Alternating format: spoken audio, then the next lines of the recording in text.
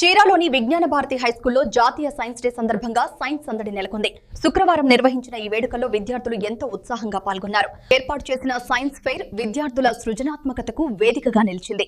సాధారణ ప్రాజెక్టులకే పరిమితం కాకుండా ఈసారి విద్యార్థులు ఎలక్ట్రానిక్ పరికరాలు, వివిధ రకాల ఆటోమేషన్ ప్రాజెక్టులతో తమ ప్రతిభను ప్రదర్శించారు. ప్రత్యేకంగా సమాజానికి మేలు చేసే విధంగా కాలుష్య నివారణ, ఇంధన పొదుపు వంటి అంశాలపై రూపొందించిన ప్రతిష్టాత్మక నమూనాలు అందరినీ ఆకట్టుకున్నాయి.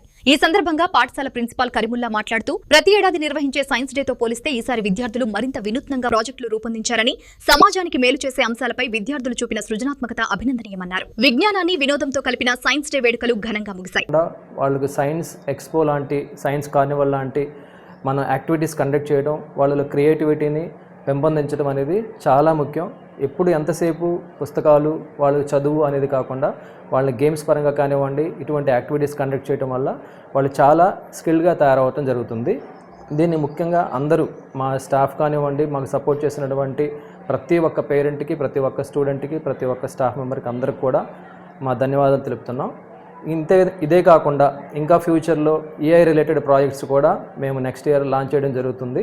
సో ఫస్ట్ టైం మనం రోబోటిక్స్ రిలేటెడ్ ప్రాజెక్ట్స్ని చాలా సక్సెస్ఫుల్గా పిల్లలు వాళ్ళ యొక్క నాలెడ్జ్ తోటి వాళ్ళే ఓన్గా తయారు చేయటం, ప్రాజెక్ట్స్ని చిన్న చిన్న టెక్నికల్ ఇష్యూస్ వచ్చినా వాళ్ళే వాటిని రెక్టిఫై చేసుకోవటం, దాని మీద వాళ్ళు పూర్తిగా అవగాహన పెంచుకోవడం జరుగుతుంది.